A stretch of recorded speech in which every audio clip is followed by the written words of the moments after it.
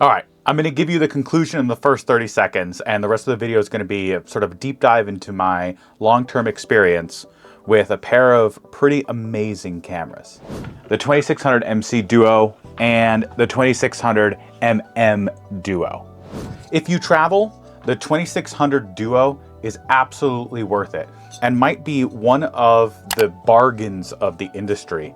The color version here goes with me everywhere I go, from volcanoes to camping, and quickly became my most used camera of 2025 by far.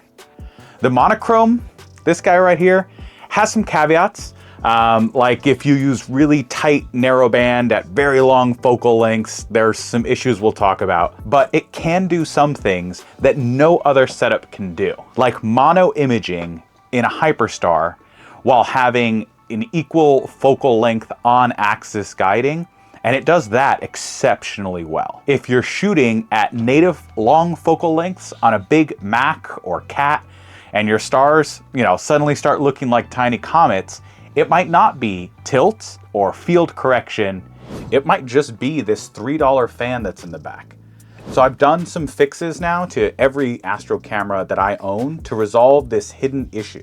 I own both of the 2600 Duo twins, the MC Duo that I have here, and the MM Duo as well. And today we're gonna talk through when I think they're really, really amazing and when I think they can be kind of annoying, and what I had to modify on both to make them behave.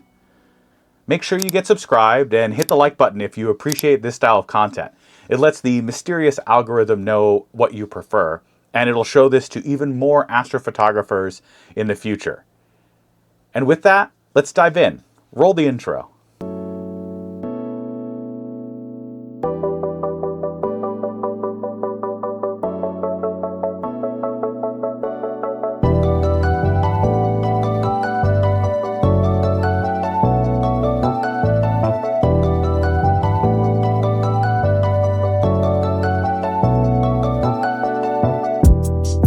Welcome to Deep Sky Lab. I'm a beginner. I like to break things on video sometimes. And mostly I make videos to answer the questions that sometimes I wish I had asked before I bought the gear. This is a long-term review, not a first light hype piece. I've used these cameras across a bunch of scopes at different focal lengths with different apertures and different filter setups. And I asked you all as well for real-world feedback too in the community post as part of my YouTube channel. Full disclaimer, I purchased both of these cameras myself. They weren't sent by ZWO, they're not like official loaners. I don't think ZWO even knows who I am, as I can't even get their marketing department to respond to my emails for inquiry, and that does make me a little bit sad. So this is all from the perspective of someone that has used his own hard-earned cash to buy what looks like it should be some nice-looking gear. Let's start with what makes the Duo special. It's basically a normal 2600 MC Pro, but inside, instead of just having the IMX571 sensor, it also has a guiding chip in this window up here.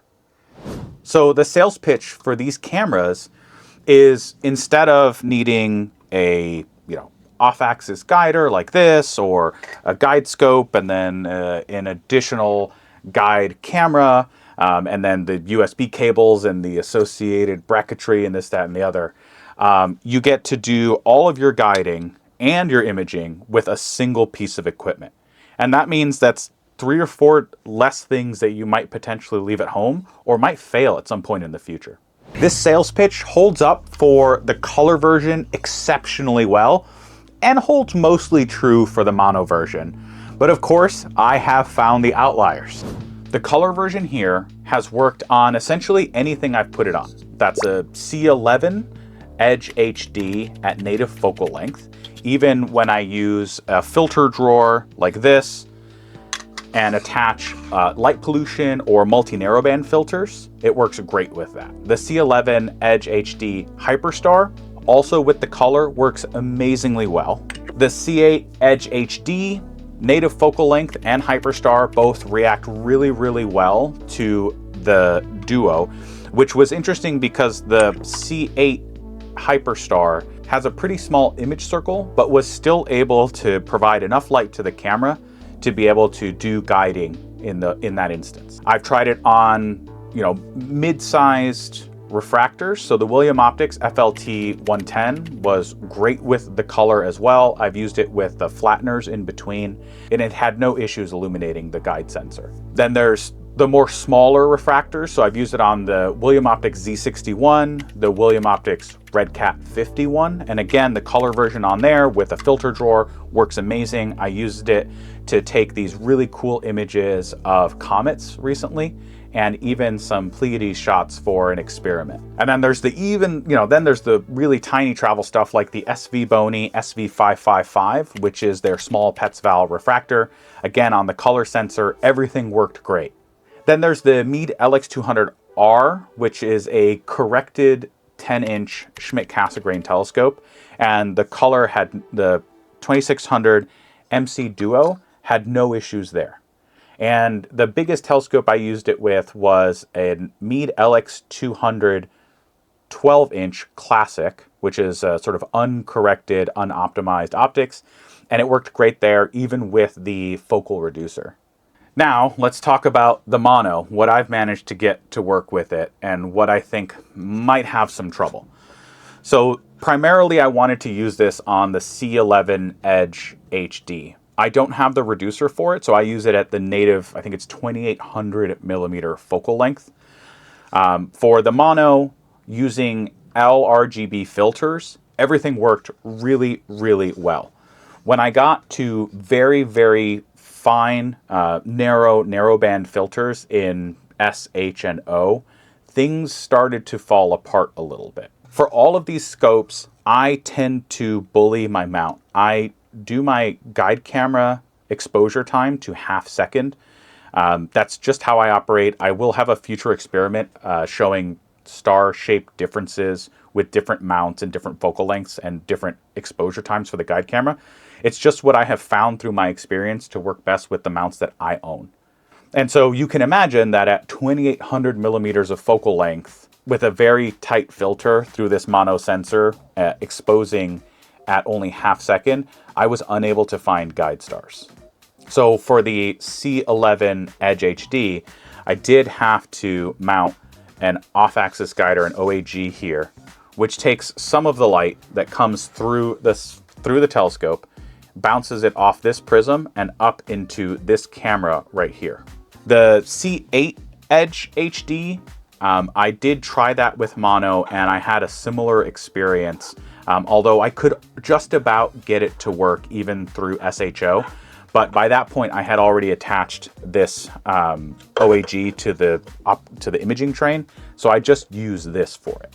Now on the C11 and the C8, where things get really interesting is with mono Hyperstar. So Hyperstar is where you use a device that removes the secondary mirror off the front of the telescope and instead puts a bunch of corrective optics there, and then you attach this to it. Now, to do that, you can't use this big filter wheel because this whole thing's sticking out the front of your telescope. It'll just block most of the light. But if you attach a single filter slider drawer, you can do really interesting things like maybe shoot for one night in just sulfur, one night in just hydrogen, and one night in just oxygen, and then collect all of that data together. So I did try that with the C11 Edge HD Hyperstar and the C8 Edge HD Hyperstar, and I never had any issues guiding there, even through the tightest of filters, which makes sense. That's an F2 system. There's a lot of light coming in. I did try the mono setup on the William Optics FLT 110, which again is about an F7 refractor. So it's 770 millimeters of focal length. And it had no real issues there, even guiding through the narrowband filters that I have in this system. And then as we get to the smaller things like the RedCat, the Z61, or the SV555, these are all, small, lightweight, wider field refractors. Those had no issue whatsoever. And the guide stars always looked pretty good. And again, I guide at about ½ second exposure. So I didn't need to use this extra off-axis guider when I was using any of those telescopes. I did not try the mono setup on either the LX200R 10-inch or the LX200 Classic 12-inch, as I didn't need those setups to use the mono. I never had a chance to set it up. And I assumed that it would perform about the same as the other Schmidt Cassegrains. So that's a lot of equipment that I've used these cameras on over the last year. Some was borrowed, some has been sold, and there are some new additions to the collection that haven't been tested yet. So get subscribed, drop a like and maybe some comments down in the comments to keep in touch for more tests like this of the 2600 Duo twins. So a couple of those telescopes that I listed did have wonky looking guide stars, especially the bigger Schmidt Cassegrains. The Z61 also had weird stars when I used the flattener reducer. But honestly, PhD2 and ASI Air, which I think also just uses PhD2, didn't care at all. Guiding was still solid, and that was never really an area of concern with me on these camera sets. This is the part that made me want to film this review. On short focal length scopes under 700 millimeters, anything sort of these travel size scopes, everything always looked great. But at the native focal length of the Edge HD11, the stars were elongated in a way that made me at first think that there was maybe tilt, or my collimation was off, or mirror flop, or maybe I was just cursed. So I did spend about a week chasing down all of these different things to see what was causing these stars to look a little bit funky. I even got as desperate as taking the filter wheel apart, and this is a pretty big device, the filter wheel, to check its flatness. So I literally bought a small machinist square. That's what these things are. Like, this thing is flat. And I would put it up here across the whole setup to see if there was any bowing of this metal. This is all aluminum, and honestly, there is kind of a lot of weight hanging off the back. They were a tiny, tiny bit, but fixing that and then redoing all the tilt adjustments didn't cure my issue at that time. On my sample, it turned out that the stock fans and the way they were mounted were vibrating the camera sensor. Not much, and it was almost imperceptible.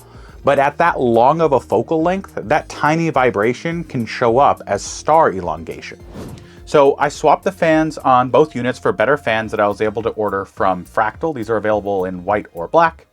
And I think the thing that actually solved it for me was I mounted those fans with these rubber isolators. So instead of having screws that physically couple the fan to the chassis, the fan is mounted with these rubber isolators that will hopefully prevent the transmission of any vibration from the fan to the chassis itself.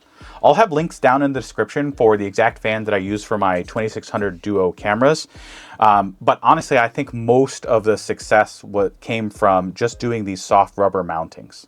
As a disclaimer, modifying your camera may affect your ability to have warranty work done in the future. Do this at your own risk. I bought both of these cameras used, so I assumed I didn't really have much of a warranty, and I feel very comfortable taking the health of these cameras into my own hands. Although changing the fan out is honestly a fairly easy thing to do. I might do a short on that in the future. And here's the wild part. I've actually now done this fan upgrade to basically every Astro camera that I own, though your camera may have a different fan size than the one that I link below. So before you rip apart your camera and take off your old fan, do some research to verify the fan size in your camera. But here's my ASI 533mm Pro, and you can see I also upgraded its fan, and it's also on these rubber mounts. Let's talk about the wins for these Duo twins. The color Duo is the easiest win to explain. When I travel, not having to pack that extra guide scope, even if it's a small one, a guide camera, extra rings, brackets, extra USB cables, not having to bring all of that with me makes the entire setup cleaner, faster, and less failure prone.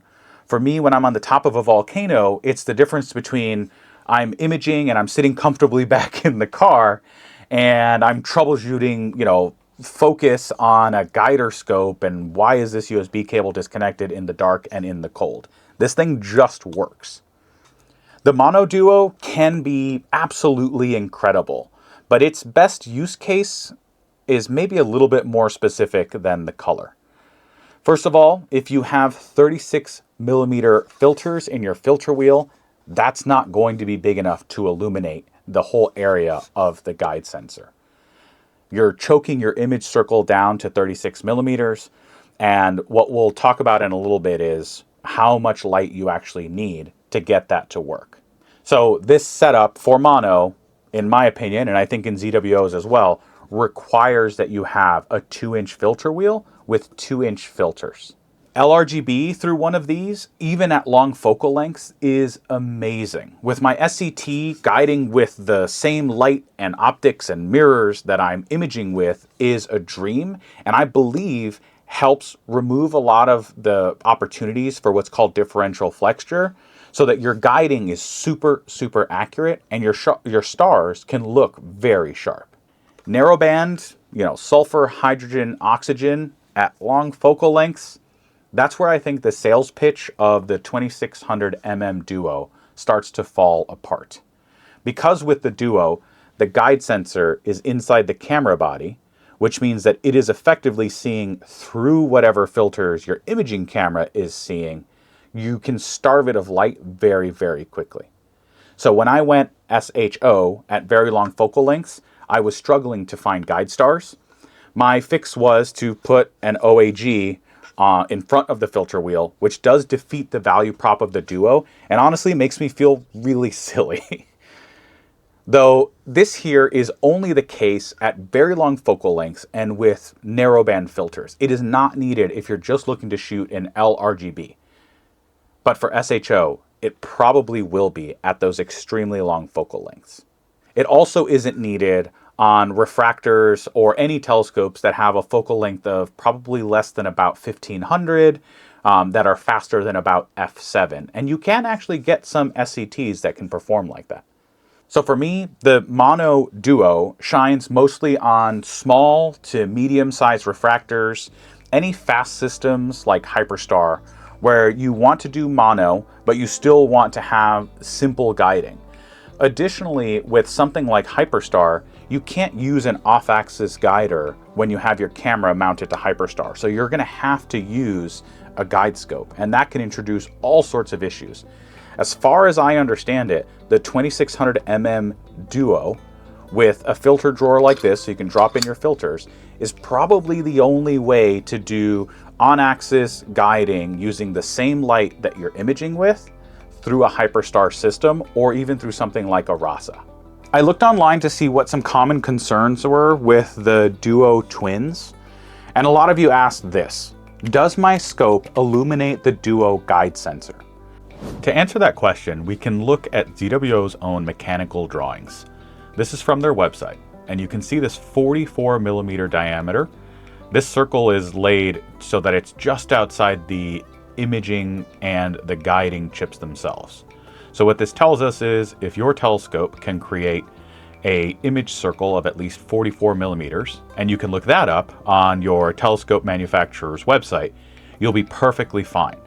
I actually think that there's even a little bit more wiggle room, so you could probably get down to about 42mm and it shouldn't cause you any issues. And if your corrected or illuminated circle is slightly smaller than even that, the guide sensor may be vignetted, but if you're not at a super long focal length, that will probably still work as well. In practice, even when that guide sensor isn't perfectly illuminated, and when the guide stars look a little bit funky, PhD2 still guided fine because it just needs usable stars, not perfectly round stars. So let's compare the Duo concept to an off-axis guider, because they seem very similar at first light, but there are some important differences here. The Duo's advantages. Now, there's no pick-off prism that can cast a shadow down onto your main sensor. Sometimes these off-axis guiders, depending on how they're positioned, this pick-off prism can actually cast shadows or produce weird artifacts that, yes, you can usually take care of with your flats, but if you ever rotate anything, you can mess everything up. On the Duo, the guide sensor is right next to the main sensor, so it's on the exact same focal plane. Again, that might not matter too much with color, but when you're shooting mono, there is a chance that all of your mono filters might not be the same thickness. And if they aren't the same thickness, they might change the actual focal length from the telescope coming back out to your camera sensor. And again, for the ZWO, that's not a problem because the guide sensor and the main sensor are right next to each other. But if you have an off-axis guider, this guider may now be slightly out of focus. And you can usually adjust them, right? There's like these small adjusters here, but it would be unfortunate to have to do that at every single filter change. Additionally, like I said, especially if you're doing mono, you've got your filter wheel, which needs a USB connection. You've got your focuser, which probably needs a USB connection. And not having to have an extra USB connection for your guide camera can save you probably this extra long wire that you're having to run down somewhere, because the 2600 ZWO, like most of the 2600s, most of ZWO's cooled cams, have a USB hub in the back that has 2 USB ports. So if you've got a mono setup that isn't the ZWO, you're going to have to find, 3 USB ports: focus, the filter wheel, and the guide camera. With this, because the guide camera is internal, you now have enough USB ports again. Now, off-axis guider, these OAGs, these units do have an advantage. The same thing that makes them tricky to use sometimes when you're switching filters is what makes them really, really good for super tight narrowband filters. And that is, it is in front of the filter wheel. So it's getting unfiltered, brighter stars, even while you're shooting at your 3 nanometer narrowband. None of that matters because it's grabbing the light before all of that. At very long focal lengths, like we found, it can be a pretty big deal for those narrowband setups. Additionally, if you have an OAG with a guide camera, these are all separate devices. And so if your main camera ever dies, you at least still can use these devices separately, or you can use them for completely different purposes, where on the ZWO, it's all sort of baked into one. So if one of them ever goes bad, that's it. There's not much you can do. So as with most things that we discuss on this channel, it's not, ZWO versus OAG, which is better. It's which problems are you trying to eliminate? Okay, in that same comment that I asked in the community section, you all gave me some really specific feedback, so I wanted to address it directly. Here's one. The MC Duo is my workhorse. Guiding works well even on an Edge HD 9.25. Only issue is very narrow dual band filters at f7. Yeah, that matches my experience. The more you starve that guide sensor, either by having very narrow filters or a very slow focal ratio, the more you're going to gamble with your guiding success. There were some comments about early models having USB connection issues and like long RMA delays because, again, that camera is connected via an internal hub to the rest of these USB ports here. I've seen reports of like connectivity issues on some of these early units that had like persistent USB connection problems. And in at least one case online, the fix was basically a replacement after months of back and forth with the distributor. So it wasn't with ZWO directly. So my advice is, if you're worried about that, I haven't seen that on either of my cameras. As soon as you get it, test it indoors, test it outdoors, test it in the cold if you can.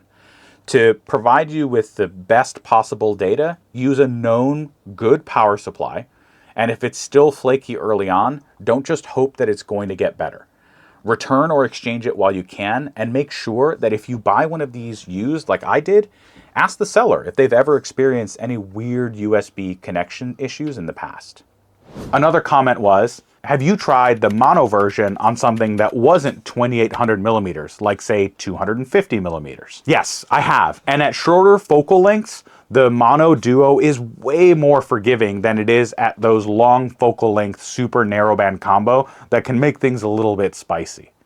So on something like Red Cat 51 or an SV Bony SV555, you're not going to have those issues with narrowband filters and guiding. It just won't, it will work just fine.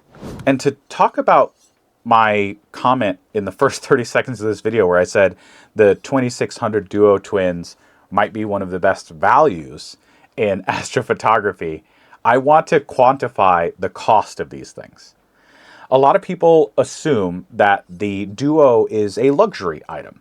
But when you actually add up the cost of a normal 2600, an off-axis guider, and a modern guide cam that has the same specs as the camera in here, the math gets really interesting.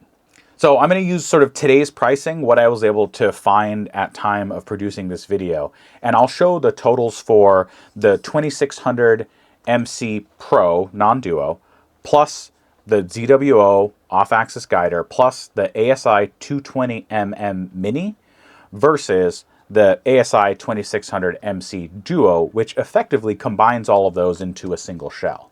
So for the color setup versus the Duo, 2600 MC Pro today will cost you about $1,499. The ZWO off-axis guider will cost you about $129. And the ASI 220mm Mini is about $260, $70 on sale, but regularly is about $299. Now, this ASI 2600 MC Duo goes on sale for about $1,600 and is regularly available for $17.99. So if you're just looking at the regular pricing or the sale pricing even, the Duo can be anywhere from $100 to $300 cheaper depending on which ones are on sale. But it is always cheaper than the separate guider setup that it competes with pretty directly. For the mono setup versus the Duo, the ASI 2600mm Pro is about $1,800 on sale or about $2,000 regularly priced. And the same ZWO off-axis guider is about $128. And the 220 Mini is about, between $270 and $300 depending on if it's on sale or not. Now the ASI 2600mm Duo, you can get one of these on sale for as low as $2,070, and they regularly go for $2,300 all day. So again, it has that same price difference, and I don't think that this is an accident. I think that there's a reason that these price gaps between the mono and the color are effectively the same. And that's just talking about the price. That doesn't include, how do you account for the convenience, especially on the color one, when you take into account that you don't have to have that separate guide scope and that separate guide camera. My long-term verdict, 2600 MC Duo, the color one. If you travel, if you're looking to set up a remote rig and a remote observatory, if you want fewer points of failure, if you want a little bit potentially more reliability because there's less cables, this is about as good as it gets for an IMX571 sensor that has cooling capabilities and a USB hub. Like, I can't think of a better color camera than this to get.